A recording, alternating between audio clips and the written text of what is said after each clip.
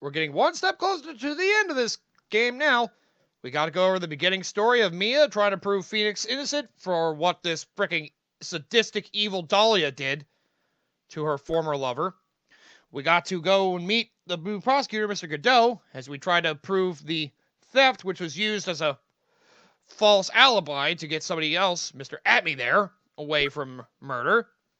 The weird chapter of a freaking loan shark poisoning somebody whose name was a damn palindrome, probably on purpose. I meant the name. Don't know why I meant that. But yet we proved Maggie Bird innocent once again. With all of those experiences under our belt, it's time to go back even further in time. Something that will bring us to reminiscence of the first case, if that makes any sense. It'll be reminiscent of the first case, that's what I meant. Anyway, it's time to go back to the beginnings. So welcome back, everybody, to Let's Play Phoenix Wright Ace Attorney, Trials and Tribulations. This is your host, the MJ406. The girl, let her go. Excuse me. And our next murder looks like it's something that's happening on some narrow, rickety bridge. Shut up! Come closer, and I kill her! Ooh. Sorry, but you're not going to get the chance. Huh? Whoa, what the? Ah! Did she just murder the hostage? What? What are you thinking? What a moron! Why would you murder the hostage? Oh, and hello, Phoenix Wright. Why are you laying in a hospital bed? I'm reading through the file of this old court case. It was the first case of my longtime mentor, Mia Fey. Why is he in a hospital bed? But either way, he's looking up data from an old case. The name Terry Falls. He was charged with kidnapping and murder, sentenced to the death penalty. The way he went after escaping, Falls met with and then murdered Sergeant Valerie Hawthorne. Recaptured on Eagle Mountain about 8 hours after his escape. So, a murder. Her very first client was a death row inmate who had recently broken out of prison. That was a whole year before me and I ever met. That's right. This was before the second trial she did. In case you're wondering why they kept mentioning her first trial in the previous case, way back at the beginning of the game, well, here you go. It's time to finally dig into what happened to her very first case. Why, well, it didn't end well. You'll see how. Well, let's dig in, shall we? I'm so nervous. I feel like I'm going to die. I never should have accepted this case. Eek! Good morning. Don't be so jumpy, Mia. I didn't do nothing, I swear. I didn't kill nobody. Terry Falls, my first client. Sentenced to death 5 years ago, and now, a prison escapee. Just relax, Mia. Make small talk and try to relax him. So why'd you escape anyway? Ooga! Eek! I'm sorry! I didn't do nothing. I didn't kill nobody. I never lied. I didn't escape from nowhere. But, Mr. Falls, the police just recaptured you 2 days ago. Sorry, I told a little lie. Oh, boy. But anyway, I didn't do it. I never killed anybody. Sorry for asking, but you're on death row, right? Ooga! Eek! I'm really sorry! They sentenced me to die 5 years ago, but I was tricked, I tell you. The woman, she lied in her testimony. That's why I got the death penalty. I swear, I didn't kill her. I could never do that. Huh. 2 days ago, he escaped from the police wagon when it crashed. Then about 8 hours later, a policewoman was murdered before the police could recapture him. 8 hours, huh? He ran far. The police believe that Terry Falls did it. After you escaped, did you meet a policewoman? Yeah, I did. She's the reason I escaped. So that much is true. He did meet with the victim. But I did kill her. She was alive when I left. She was alive. It's true. I can trust him, right? I mean, I should. Huh. Oh, hello, sir. You're not going to figure out the truth by just staring at the guy. Why are you here? I came to see how our little kitten was doing all alone in the big, scary lion's den. I thought maybe you'd like someone to play with. Where's Mr. Grossberg? Huh. That old man is probably still in bed. I bet he's clutching an empty bottle and mumbling in his sleep. Aren't I good enough? After all, it's me, Diego Armando. I didn't say... So, Diego Armando, the finest attorney at Grossberg Law Offices, is here for me? No, no, no. You've got it all wrong. Today, you're the finest. After all, it took an amazing amount of guts to take this case. Imagine, an escaped death row convict for a first client. Yeah, thanks. I sure wish I could get out of it, though. Huh. Relax. I just heard some good news. The prosecutor for today is fresh out of his diapers as well. Really? However, unlike a certain somebody who I won't mention, he's earned the reputation as a genius since beginning his law career. Genius? Is he a lyrical wordsmith? I don't think so. Well, it's about time to head in, kitten. Sharpen those claws of yours. It's go time. Diego Armando, that name seems familiar. A solitary confinement cell for the condemned must be the world's loneliest place. And that's what my client ran away from. Every other lawyer gave up on him, but not me. When I saw those overflowing eyes and heard that simple childlike voice, I just had the feeling that he was telling the truth. Yes, go with your gut on it, Mia. Do it. Diego Armando sounds familiar and looks familiar.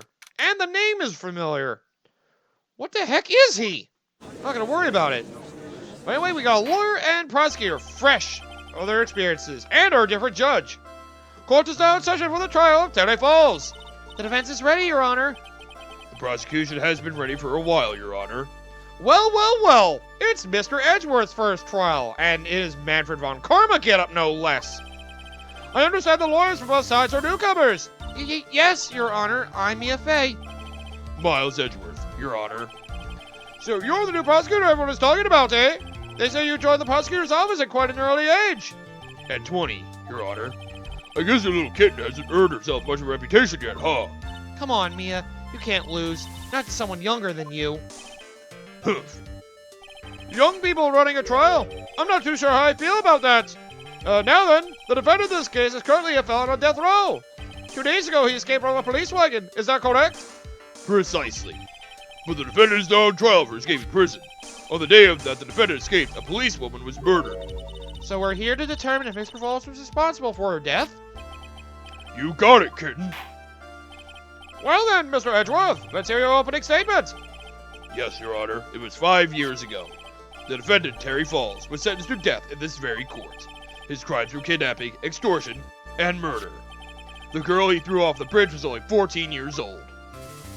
A truly horrible crime. I remember it well. There was no decisive evidence, so the trial was long and protracted. Correct. But in the end, what finally decided the case was a certain witness's testimony. A witness's testimony? Yep, I'm assuming it's the victim's, isn't it? Now to explain why they suspect he did it. The testimony of Detective Valerie Hawthorne, the person who confronted this criminal. She arrested Mr. Falls at the scene and later testified against him. She said she witnessed Mr. Falls throw his young victim into the river. Oh, that would make more sense than her shooting the hostage. That makes sense. Okay. Now I see where they're going with this. For those who are not aware, Eagle River is well known for its powerful current. Most bodies that fall in are never recovered. So Miss Hawthorne's testimony was the one that put him away. The policewoman you just mentioned! That would be... Exactly. The victim. The same woman that was killed 2 days ago. Police Sergeant Valerie Hawthorne. Aha! I see! The man who was sentenced to death based on her testimony escaped 2 days ago! With only one thing on his mind! To take revenge against the woman who convicted him! Aha! The truth is becoming clear to me now! Huh? Yes, yes! What the? It's quite obvious that the defendant is guilty! What the hell? Wait a minute, that's not right! At least hear the case before you decide on the outcome, Your Honor! No. Watch yourself, Miss Fay. I'm not sure I can with your word choice or your tone of voice. Don't you dare do that finger wagging me, you dick! Young people these days simply don't know how to respect their elders. She is a woman, after all. Why, you're even younger than me, you hypocrite! What do you mean, a woman? What's with you sexist pigs in this courthouse? Now then, Mr. Edgeworth, please call your first witness. I call the detective who was in charge of the initial investigation of this case. And that would be, hey, Detective Gumshoe with a lighter overcoat. Good for him. Witness, state your name and occupation. Gumshoe! Dick Gumshoe! I'm in charge, the homicide detective in charge of the case, sir. I finally got promoted to the detective division half a year ago. I don't believe anyone asked you about that. Hey, ma'am! You got any idea how much work it takes? What is it? You're really gorgeous. Excuse me? No, seriously. My heart, it's aching for you. Dude! Detective, pull yourself together and try to be professional. Otherwise, I'll write you up a contempt so quick that something other than your heart will ache. Okay, I got it. Jeez, got the hots for at first glance, huh? Now, Detective, tell us about the incident. Yes, sir. Right away. The victim was Sergeant Valerie Hawthorne, a veteran of the police force. She was stabbed in the back with a knife and died from excessive blood loss. That much was already stated in the autopsy report.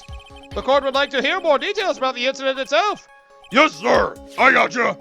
Okay, let's take a look at this aerial map of the area here. Yeah, ooh, it's a nice, colorful map, too. That's nice. This is a sketch of Dusky Bridge, an old suspension bridge, and the river that runs under there is Eagle River. The victim and the defendant met there, on top of that bridge. After stabbing her in the back, the killer carried the victim back to his car. He was recaptured at a police checkpoint as he was trying to make his getaway, sir. Okay, that's a little too convenient, though, for my liking. I see. There we go, we got our little bridge map now. Was the victim's blood found on the bridge? The victim, Sergeant Valerie Hawthorne, was wearing a thick coat, sir. Unfortunately, no traces of blood were found on the bridge. Mr. Edgeworth, I warned you that I absolutely despise conjecture. If there was no blood on the bridge, then you have no proof that they even met there. Your Honor. You have proof? If you would listen to the testimony we prepared, I'm sure you'll be convinced. The two of them most certainly did meet on the bridge that day. Why, Mr. Edgeworth? I'm not sure I like you wagging your finger at me as though I were some hoser. Detective, proceed with your testimony. Yes, sir. Here we go, Mia. Hang on. Okay, now, listen carefully, kitten. One little mistake and this guy will drink you for morning tea. Trust me and get ready. Okay, then. If that's what you say I should do, I'll do it. Still, Edgeworth is a freaking asshole right now. Then again, he is under Von Karma's influence most heavily here. On the day of the incident, an unknown person phoned the sergeant to ask to meet. Sergeant Hawthorne went to Dusky Bridge at the designated time and met Mr. Falls. And that's where she was brutally murdered, sir. The criminal stuffed her body into his car truck and tried to make a getaway. Mr. Falls was arrested at a police checkpoint we set up at the base of the mountain. Again, that's a little too convenient for them. Well, you certainly have established the importance of the bridge. Naturally. Now, will the defendants please hurry up and proceed to the cross-examination? Yes, Your Honor. Cross-examination. Coming right up. Hey, settle down there, kitten. If you keep trembling like that, you're gonna make me spill my coffee. I'm not trembling. It's just cold in here. The courtroom can be a cold battlefield, all right? Especially for a beginner. I don't need you to worry about me. I mean, the defendant, the witness, everyone's a beginner in here. You got me there. But maybe you should keep your claws out and show them what you've got, kitten. Everybody is a beginner, I guess, here. It's okay, Mia. Stay calm. Just remember those court procedure videos you stayed up all last night watching. So that's what you're going on, huh? You're just going based on a bunch of videos you watched? I guess that explains the lack of tutorial for this one, even though it's your first trial. You're just gonna go based on what you were watching. What you realized, what you think the ideal courtroom scenario is. Good luck with that. This unknown person, you have no idea who it might be, right? Sorry, but I'm afraid I do. What? The one who called Sergeant Hawthorne was the defendant, Terry Falls. Whoa, what? The defendant called her? Sergeant Hawthorne was a very thorough person, sir. She left a note about her phone call with Mr. Falls. A note? Yeah, a top secret memo that she left at her desk. Top secret, eh? Shouldn't have been so easy to find then. According to this note, it seems the one who called her to the bridge was indeed the defendant, Terry Falls. Ugh! Whose bright idea was it to keep that note from me? Looks like the judge is even more sure of his verdict now. Listen up. Never ask a question if you don't already know the answer. It's that detective's fault. He's the one that said unknown person. Hey now, don't make that face at me. I just said it that way because the prosecutor told me to. Was that a trap? With the cute face, I didn't expect him to be so sneaky. Hoof. He's not cute, he's an asshole. Remember, he's different right now. He's a freaking dick. Anyway, I should probably look over the evidence. Let's see. Stabbed with a knife in the back. Died from 4 to 5 p.m. The map we got to see that already. And the victim's note. Confidential police materials. Written by the victim. What does it say? Falls. Wear that scarf for identification. Talk to Dahlia. Tell her this time the whole truth must come out. Dahlia, huh? That name sounds very familiar. Also profiles. The defendant. The victim. Diego Amato, a hotshot lawyer. My senior rival at the office. A bit smug. Rival? Miles Edgeworth, dubbed a genius as soon as he started prosecutor. His court debut. And Dick Gumshoe, homicide detective in charge of judicial investigation. Still new to his position. So there we go. That's all the details, everybody. Okay, let's keep going then. Just need to get that information out of the way since we're just doing a trial here. A bridge up in the mountains? But why meet there? Because it is a very important place to the defendant, that's why. What do you mean by that? If you remember 5 years ago, the defendant kidnapped a young girl. He was chased onto a bridge, and it was there that he killed his hostage. And the place where all of this occurred is, of course, Dusky Bridge. The very place where Sergeant Hawthorne arrested and handcuffed Mr. Falls. Huh. Returning to the scene of the crime. How nostalgic. Really? Nostalgic? I don't think I'd want to return to where a murder happened unless I had a good reason. Maybe there is. Was the body of the victim discovered right away? Yeah, we were really on the ball. We found the criminal within 1 hour of the murder. It was great. We even got to say, don't move. We got to surround it. Wait a second. Isn't there something weird about that? The location was a suspension bridge up in the mountains. So how did they find out about the crime so quickly? Sergeant Hawthorne must have mentioned the phone call with someone else, right? Huh. If that's what had happened, then she wouldn't have been killed. She never mentioned the phone call from Mr. Falls, but she left a note on her desk about it. If only I noticed it earlier, maybe she'd still be alive. I wonder why she didn't mention the phone call to anyone. Yeah, that's weird. You'd think an officer like that would try to bring that up with her other officer buddies for protection's sake. Mr. Falls had a car then. Well, that bridge is way up in the mountains, ma'am. The defendant and the victim both went up there by car. I mean, how else, right? What? You mean the defendant drove his own car? No, of course not. It was stolen. He stole it from a young couple that had been waiting at a red light. Car thieves. I'm not sure how I feel about that car thieves. Is this guy sure how he feels about anything? This is a photo of the stolen car's trunk. I see. Naturally, that's the body of Valerie Hawthorne in there. Whoa, that doesn't look too comfortable. No, it doesn't. She stuffed in a trunk and dead. What do you think? The victim. She was stabbed in the back, correct? Yeah. Huh. For some reason, men always seem to get stabbed in the back. We're talking about a woman here. You can't tell from this photo, but the knife was stuck in her back, nice and firm. The condition of the body when it was discovered is very important information. Detective, was there anything strange or noteworthy in the trunk of the car? Here's a photo of the trunk, but I don't see anything strange. Do you? Anyway. Oh, come on! What did the defendant have to say about this photo? What he always says, ma'am.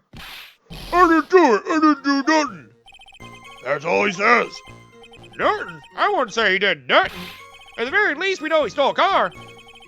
It's just what he always says, Your Honor. And then he always says,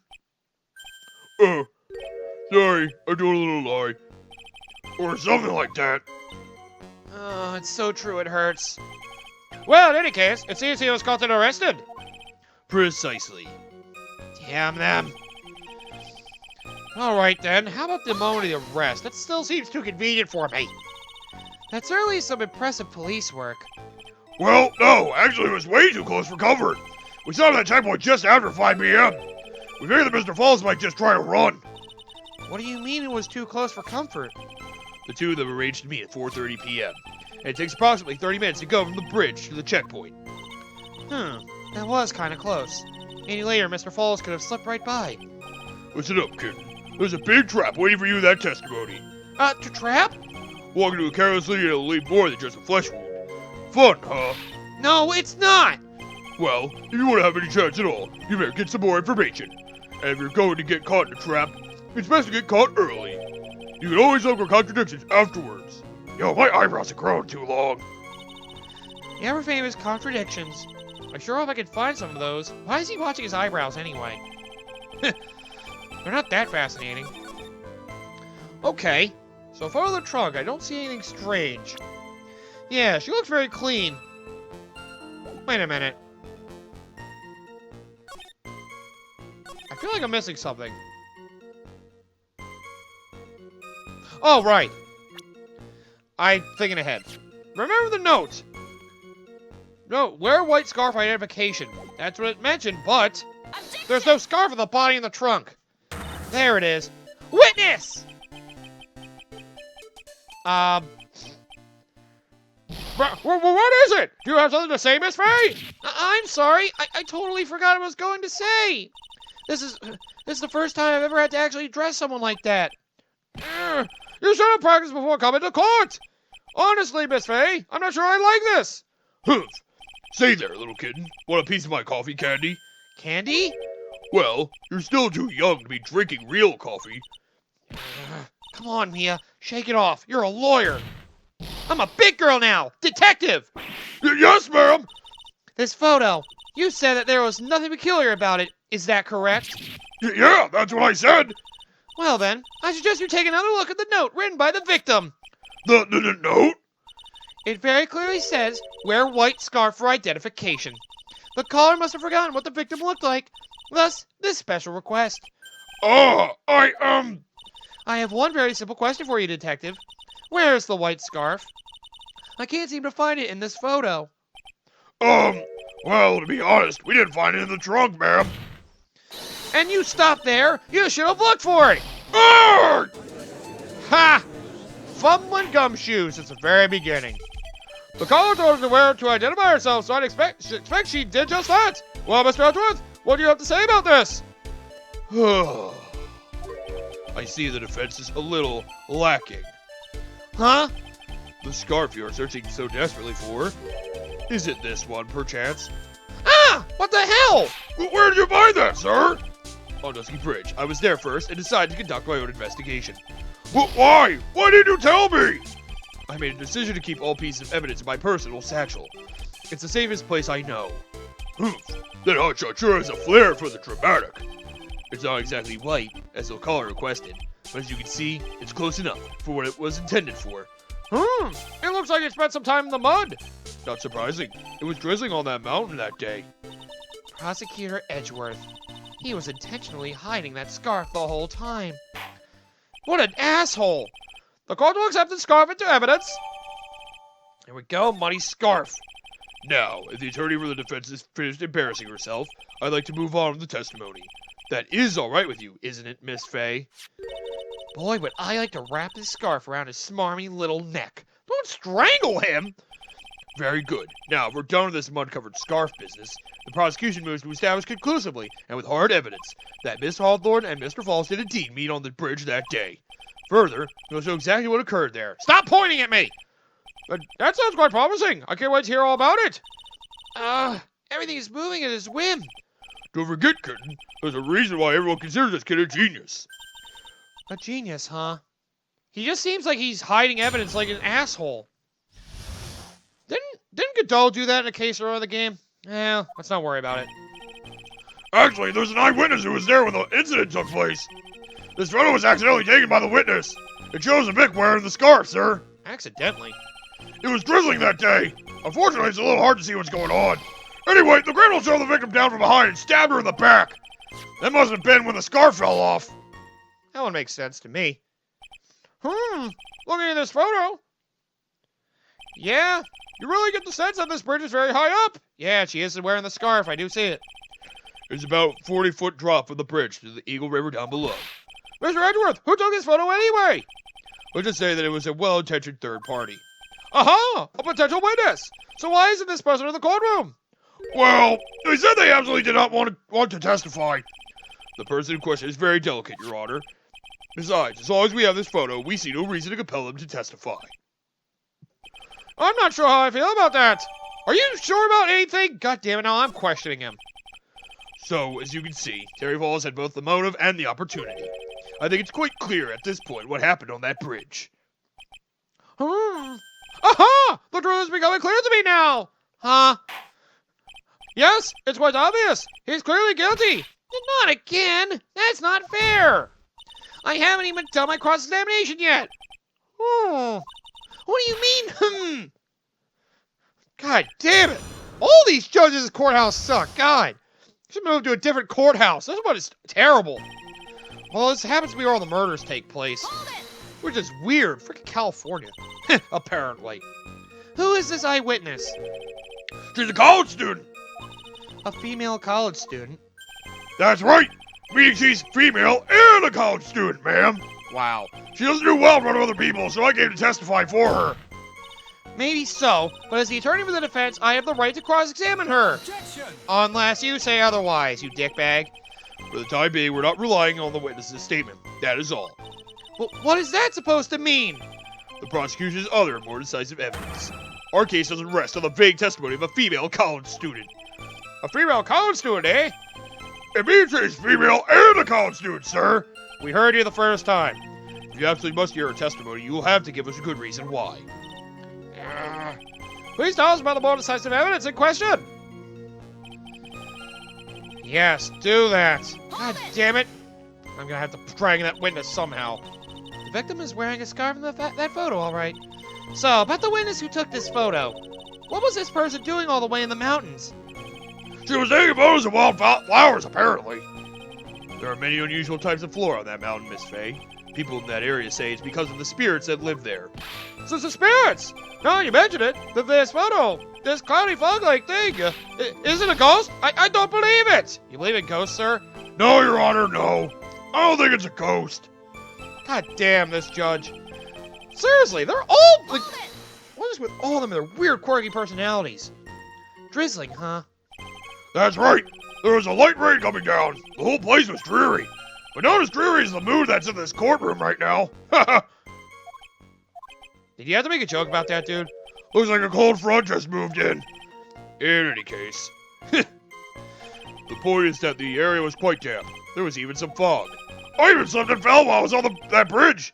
It was really something. Wow. Doesn't look like you did, though. I don't see you having any dirt on your friggin' jacket.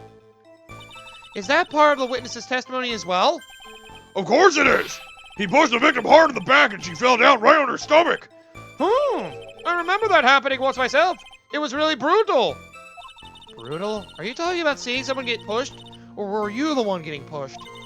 Or does it mean that you pushed someone down like that once? With his mind-boggling tales and the way he said brutal, I wonder if he's Canadian. Huh. Save your nasty look for the right person. Huh? Take a look. Poor baby. The court record seems to have wet itself. Hey! Watch where you spill your coffee! The court record, huh? Yeah, so this judge is Canadian. He is different from the other white-bearded one. So yeah, they're not the same person. So in other words, there was a struggle between the criminal and the victim, huh? That's what the witness said. Well, it looks like she didn't remember about the scarf. But from what she said, it sounded like a pretty violent fight, ma'am. The area was wet from rain. The bridge was probably wet too, which would explain why the scarf was all covered in mud, but there's something about the testimony that's still bothering me. Talk about a surprise. I had no idea there was a photo. So what do I do? You really still believe him? Mr. Crybaby, I mean. Of course I do. So the little kid believes in fairy tales, huh? In that case, the answer is obvious. If what you believe is the truth, then that means that somewhere hidden in that testimony is a contradiction. One huge contradiction waiting to be discovered. That's your chance. I see. Okay. Sure. It shows the Vic wearing the scarf. Okay, drizzling. The girl showed the victim down from behind and stabbed her in the back. Could she, though? Because the bridge was out here, so I would think that would mean that getting her shoved from the back would have done that. Nope. Whoops. This evidence establishes that the defendant is lying, right? Don't ask me to confirm the facts. Sorry, this is my first time handling a case. Well, let's make it a memorable occasion with a penalty. Damn it! And here I thought he would go easy on me because I'm new. Okay. Okay, so let's see. Shoved her down in the back and the scarf. Oh, I hit the wrong thing. The scarf is muddy. And yet. Oh, right. She doesn't have mud on her front. Haha, okay. So at the time of the crime, there was a light drizzle coming down, correct? Yeah, and fog too. Just a generally soggy atmosphere. Ha! Figures. Well, I have evidence that doesn't go with the soggy atmosphere. Well, there's a photo of the victim's body that was found in the car trunk. Yes, considering the conditions at the scene of the crime, something isn't right. And he knows it too. Well, by all means, please enlighten us as to what isn't right. What is it about this photo of the trunk that doesn't fit with the conditions that day? If the scarf was muddy, that would mean this would have to be muddy too, probably. Naturally, the answer is right here. The victim's coat? As far as I can see, there is nothing strange about it. That's exactly what's strange. Recall the testimony. What were the conditions on the bridge that day? It was drizzling and foggy. Dusky Bridge was all wet. If the victim really had fallen down on her stomach on top of the bridge, then the front of her coat should have been covered in mud. No, that's exactly right. The other day I fell in a muddy street and my gorgeous playoff beard was befouled. Stick to hockey, Judge. I do admit that the crime scene was quite wet that day. However, that doesn't mean that the top of the bridge itself was muddy. If your honor had fallen in the shower instead of on a muddy street, your glorious hockey beard, pride of the legal league, would be wet, but not muddy. Fortunately, I have yet to test that. Still, your point is well taken. Can you prove that the surface of the bridge was muddy that day? The surface of the bridge, huh? Huh. A real man wouldn't stand for a trouble like this. Neither would a real woman. Damn straight. Show that pride of yours. Of course I can. Here's the evidence that proves the surface of the bridge was muddy. Would that be the scarf? I mean, yeah. I would assume so. The evidence is this scarf. Ah! It should be obvious. If the scarf fell on the bridge and got this muddy, then it means that the bridge was obviously covered in mud. No, I can't be outwitted by this novice bimbo. Hey, saying to you, buddy, how dare you call me a bimbo? You're a freaking dickhead. Hey, don't go sexist comments now. Miss Faye's assertion makes perfect sense to me. Oh, I do admit there appears to be a contradiction between the condition of the victim's coat and her scarf. However, the real question is, why is there a contradiction? Huh? For every contradiction, there exists an explanation. Let's look at what the explanation in this case may be, shall we? Alright. It's not like he's really giving me a choice here. Huh! You're doing pretty well, for a little kitten. But Mr. Armando! No matter what he says, a contradiction always comes down to a lie. Right. It's either the victim discovered the trunk. The witness's photo showing the defendant and the victim. Okay. Or the witness's testimony that states he saw the moment of the murder. Just relax and think it over. It's pretty simple, isn't it? The false evidence. It's one of those three. I think I know what it is. Oops! What did you say just now? I'm not sure I like that. That wasn't me, Your Honor. It was the coffee aficionado over here that said it. This court is not in the habit of accepting false evidence, you know. Blame it on him, Your Honor. He's the one trying to slip false evidence into court. Oh, right, the scarf. But we won't let him. We'll expose his evidence as the flimsy scam it really is. Yes. The false evidence in this case is the... Well, the body in the trunk, it doesn't look wrong. The witness's photo probably is accurate, so it has to be the testimony about witnessing the moment of the murder. It is a no-brainer. Obviously, it's the witness that's suspicious. During his earlier testimony, the detective pointed out a crucial fact. The criminal shoved the victim down from behind and stabbed her in the back. Now, is that testimony exactly what the witness claims to have seen? Yeah, that's what the witness told us. Aha! What a lying bitch. That testimony is filled with holes. After all, the victim's coat isn't dirty at all. That's true. Huh, it's not just true, it's the truth. If there was a truly decisive witness in this case, I'm certain that boy wonder over there would have called them in the first place. Your Honor, the defense requests to cross-examine the eyewitness. The testimony presented so far is not only vague, but contradictory as well. Yes! Let's drag that poor fool in here. Well, Mr. Edgeworth, it appears that we'll need to hear from your mystery witness after all. Oh, you should brace yourself for the brutal truth. Huh? Your Honor, the prosecution has no intention of hiding the witness from the court. We are prepared to present our witness at any time. Very well. Please bring forward your witness at this time. What Mr. Edgeworth said kind of worries me. What does he mean by the brutal truth? I guess we're gonna find out. So time to see what this eyewitness is about. Now, let's proceed with the testimony. Mr. Edgeworth, please go right ahead. Thank you, Your Honor. The prosecution summons the woman who saw the events that day with her very own eyes. This is it, Mia. The battle begins here. Time to get this witness freaking guilty of murder. Witness, what is your name and occupation? It's her! That bitch!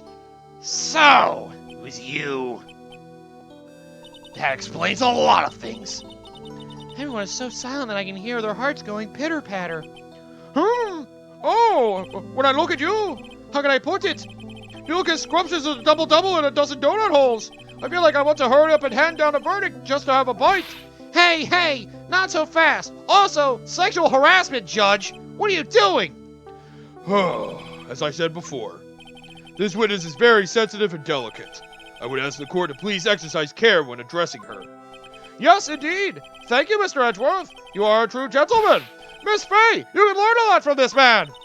If he's such a gentleman, he sure doesn't act like one to me. Yeah. Sir? Huh? Yes, my dear? This is my first time, so I'm sure I'll make a lot of mistakes. Anyway, I just wanted to say I'm sorry for all the trouble I might cause. Not at all. It's no trouble at all. Now then, may we please have your name and occupation? My name is, Melissa Foster. And you're going with a different name. I'm a college student, a freshman in the literature department. You were on the scene when the unfortunate event occurred, correct? She also went with that same lie in the literature department, huh? If that was a lie. And you were the one who took this photo. Is this accurate? Wow! How can you be so mean? Now see here! What are you doing shoving that to her face like that? Huh? But it's just a photograph. It's not like it's something dangerous. Next time I'll be forced to penalize you! Uh-oh. I don't like the turn this is taken. Damn you, bitch! Huh? What the? Is she staring at me? And you would be? Huh? I'm the defense attorney. My name is Mia Fay. I see. So you are... Huh? Now then, young lady, could you please give us your testimony? Yes, Your Honor. I'll do my best. Huh. Seems like she took an interest in Mia from the beginning, huh? It's like she figured out something from figuring out who Mia was. Interesting. I was using my camera to take some pictures of wildflowers. Then I noticed there were two people standing up at the suspension bridge. Suddenly they just started fighting. That's when I heard and took the photo that shows the crucial moment. And right after that, I called the police. Okay, then. By the way, where were you standing when the incident occurred? I believe the map would be of help here. That it would be. I was standing right over here. I was standing in a beautiful field surrounded by tall cliffs. That is actually a good point for good area for taking pictures, so that's actually pretty valid. So you took the photo from that location, eh? I brought the camera I was using at the time, just like Mr. Edgeworth asked me to. Ho ho ho! What a cute camera! Just like its owner! Shut up, Judge! Stop judging things based on their appearance! She's a sadistic psycho! Alright then, Miss Fay. Take your cross-examination. Time for your cross-examination. But I warn you, make the witness cry again, and you'll feel the wrath of my gavel! Really? Don't be a dick, Judge. Just let me do this. Don't worry, there's no penalty for this cross-examination. We're fine. Still, the judge is not being very cooperative for me. Hold it! Why does this girl get all the men in the palm of her hands? Did you say wildflowers? Yes, the mountain is famous for its beautiful spring wildflowers. But it's only February. Well, I couldn't wait for spring to come. Ho ho! I know just how you feel! It's just like when I first started growing this glorious beard of mine. I just couldn't wait, so I wore a dyed blonde Santa beard until mine grew in properly. Would you mind if we got back to the facts of the case, Your Honor? Yes, thank you, Edgeworth. For once, you're helping move things along. This judge is also... Oh, man, why are all the judges messed up in this place? Was there anything strange about the two of them? I'm a bad girl. I know I am. It looked like they were having a really serious conversation up there. So I decided to watch them, like some kind of peeping Tom. No, not at all. Everyone is like that. I love watching other people fight too. In fact, I can't get enough of it. Actually, that's why I took this job in the first place. Too much info, Your Honor. You should have been a hockey ref in that case. In any case, it's perfectly natural for you to have kept watching them, especially dressed as they were. At least the defendant. Well, anyway, I was watching them very closely. Yeah, I don't know if I would have said the police one, but the defendant, yeah. Although the pair of them did look like an altercation could occur. Do you have any idea what they were fighting about? Huh? No, I have no idea. Why do you ask that? Oh, I just thought that maybe you overheard what they said. Oh, crap. That's bad. I would never eavesdrop. I've got more class than that. That's right, Miss Faye. Don't drag the witness down to your level. Damn you. Making me look like an asshole. Oh, I hate you! Ugh. Sorry. Why'd you take a photo? Well, the two of them were really going at it. Ever since I was a little girl, I always wanted to be a news reporter. I guess that part of me just kind of took over. Smells like a lie to me. Yes, I understand completely. Even now, I can't completely abandon my boyhood dreams. I still use my grandson to test my comedy routines on. So he wanted to be a comedian, huh? Not that it has any bearing on this. And he's also not very good at it. All I could do was to use my camera. So I took the photo of the crucial moment and gave it to the police. Took the photo of the crucial moment, huh? That sounds fishy. You call the police? Yes, because it looked to me like the murderer was going to try to escape. We were already moving before the call even came in. Thanks to the victim's note, we had already started our operation. That was certainly tough luck for the criminal, eh? If Terry Falls isn't the criminal, then there must be something strange in that girl's testimony. Be careful, kitten. The girl has the judge wrapped right around her little finger. You're going to have a tough time poking holes in that testimony of hers. You're going to have to come up with something really good, Mia. Right. She definitely is the murderer. She's gotta be. After what happened in the first case, it's gotta be her. Still, you say you took the photo of the crucial moment. They're just standing talking to each other. What's crucial about that in the murder mystery? Witness. When you say you took a photo of the crucial moment, is this what you meant? All I can see in this photo are two people facing each other. You testified you saw the two of them starting to fight. Normally that's the kind of thing we would refer to as a crucial moment. Why haven't you presented a photo like that? Well, you see... The photo we presented was the only one there was. What? But if you really wanted to capture the crucial moment, then what happened next? You must have taken a photo of it. Go! You finally realized that, Judge? My apologies, young lady. But Miss Faye's assertion is not without a certain amount of merit. He can certainly downplay a situation, can't he? I'm sorry. I'm a very bad girl. I used it all up. The film, I mean. You ran out of film? This photo was the last one. What? You can't be serious. Unfortunately, that is the truth. I personally examined all of the photographs she took that day. All the other photos are of the witness herself, playing among the wildflowers. The witness herself? Then who took the photos? Well, you see, my camera has a timer feature built into it. So, you took the photos of yourself? I remember taking some photos of myself once, too. Please, no details. I don't want to have nightmares about it.